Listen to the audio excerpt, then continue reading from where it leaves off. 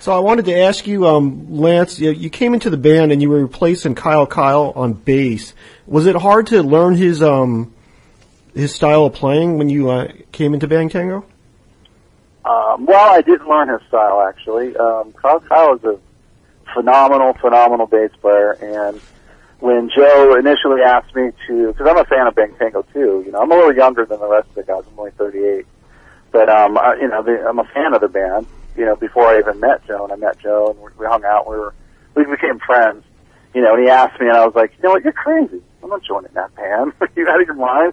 Because I'm more of a, you know, laid back, in the pocket kind of bass player, and, you know, and I've looked up to, you know, bass players like Kyle, and, you know, it's just not my style. I wish. I mean, it's amazing, but I kind of do the best I can. I kind of fake it in my own style. I haven't had any complaints yet. Okay. So, but no, I didn't learn his stuff. I mean, he's out there, man.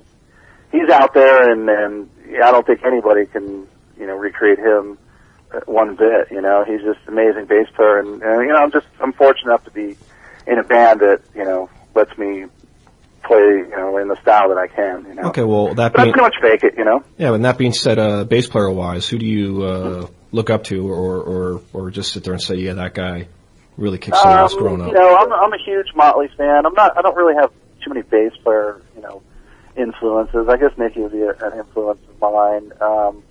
You know, so that genre, you know, like that, I'm kind of always been, I kind of grew up in, and I was introduced pretty early on in it, so, you know, those kind of bass players, like, you know, like Six and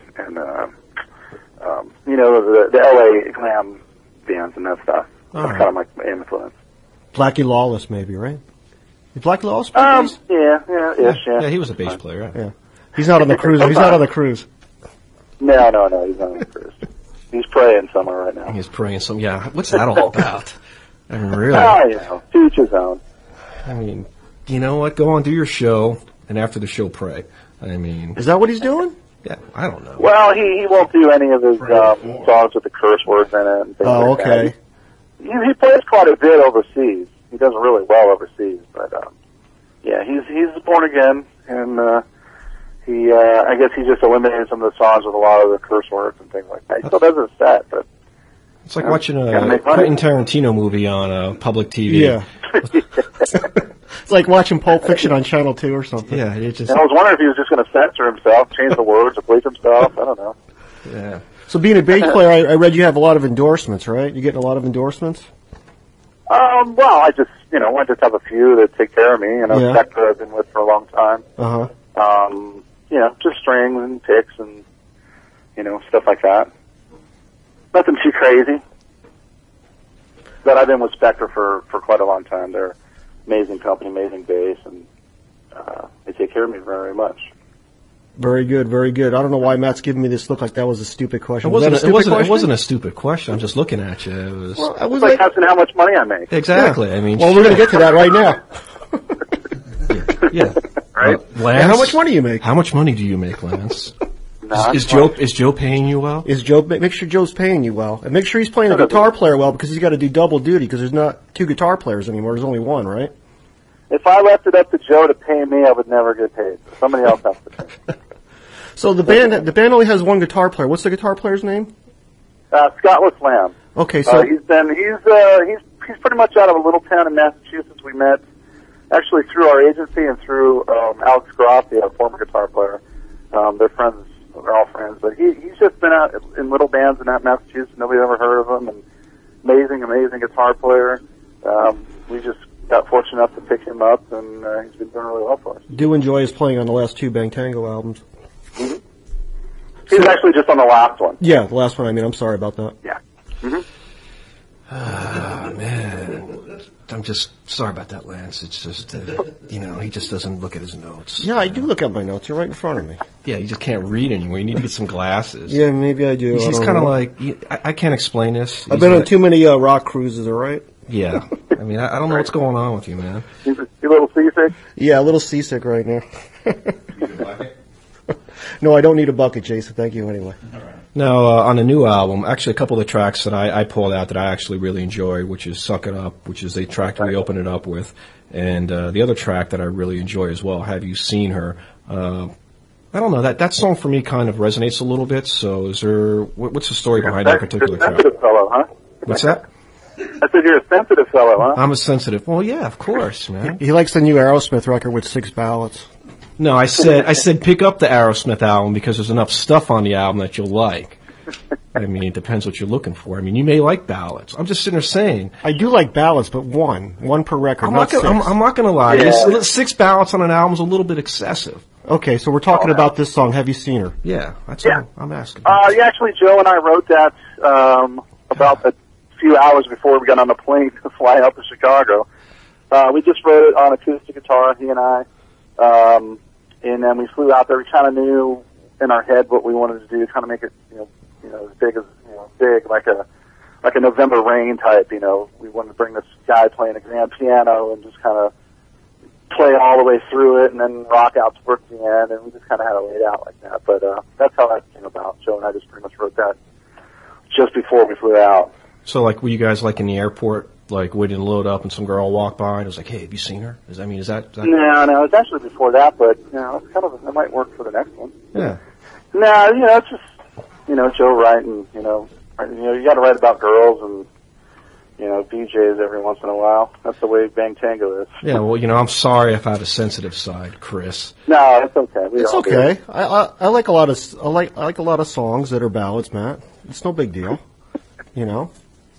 Name one. It's okay. Name one. I like November Rain by Guns N' Roses. Oh, see, this one I'm dealing with, Lance. I mean, he's all right. Does Bang Tango play any of the slower songs in your show?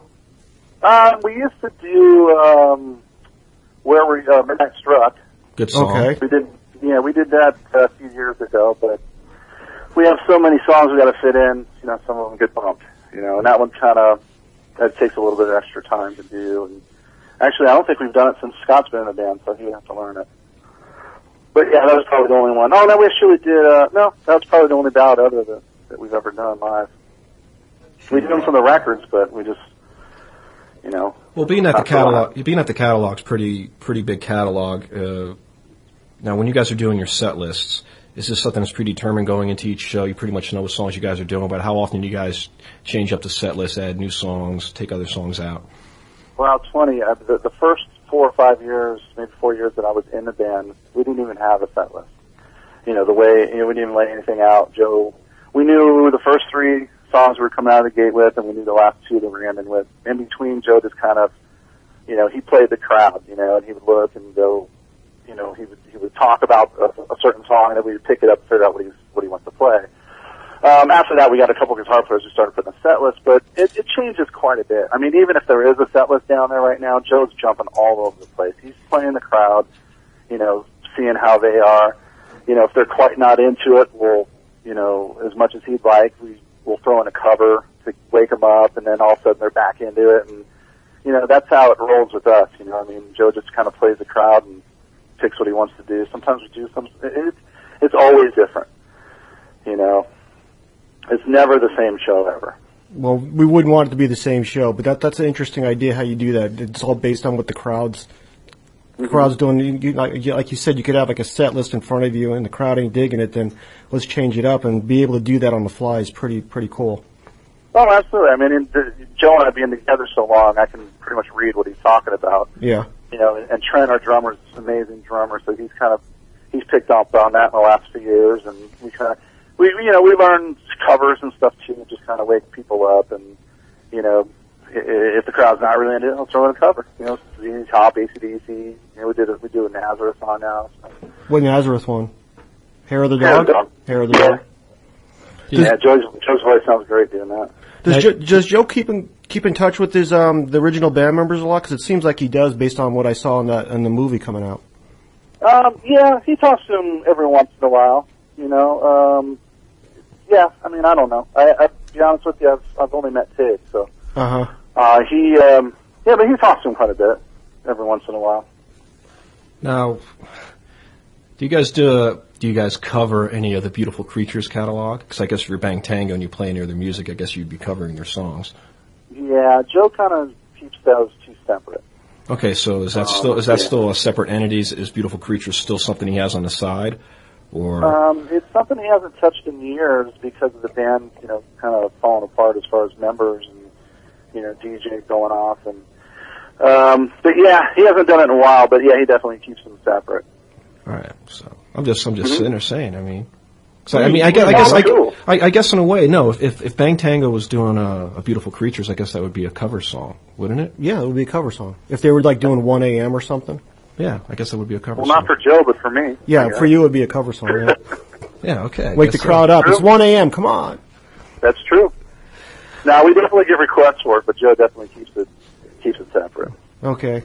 Well, we have to ask you our most important question on the Hard Rockology show, and that is your Spinal Tap moment, Lance. Spinal Tap moment.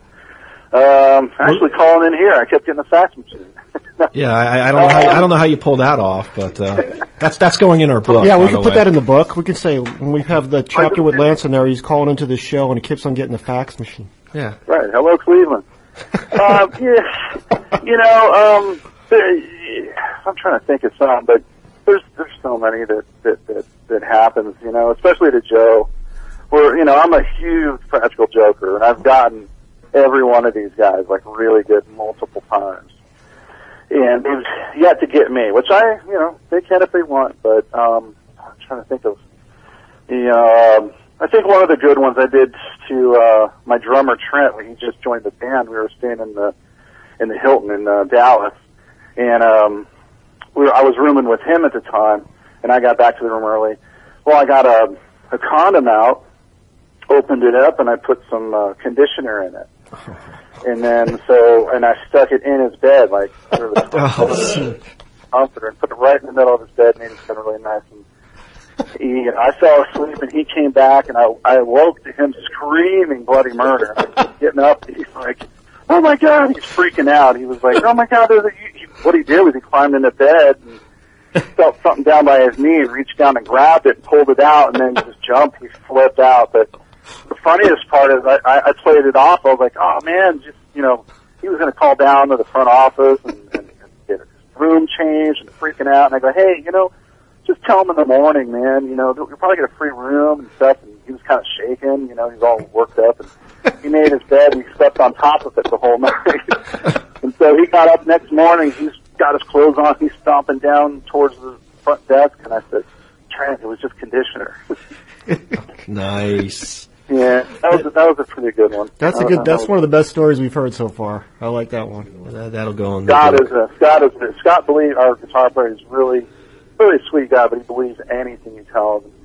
I snuck into his room. We were down eating one time in the lobby, and I just did all this stuff. Just made it look like there was a ghost. And I turned on the TV full blast with static and undid all this bed. I stacked up all these pillows. I filled the tub in a sink full of water. I undid all the toilet paper in a big pile and went back down. He never even knew I left. When he came back, he lost. He almost got us thrown out because he was freaking out so much.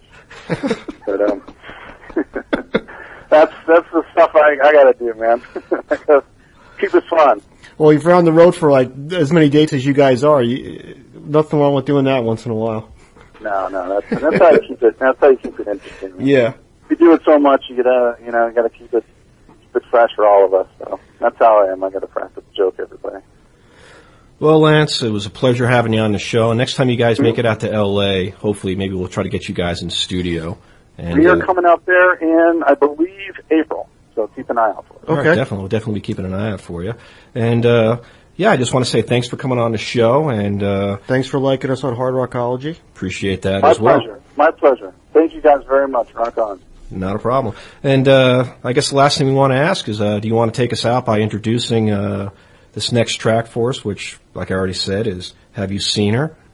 This is Joe's favorite song on the album. This is Have You Seen Her. All right, Bang Tango. All right, thanks a lot. All right, take care, man. Take care. All right, Bang Tango on the Hard Rockology show. Have you seen her? Please enter the number you wish to... Jesus fucking Christ. Don't give me a hard time.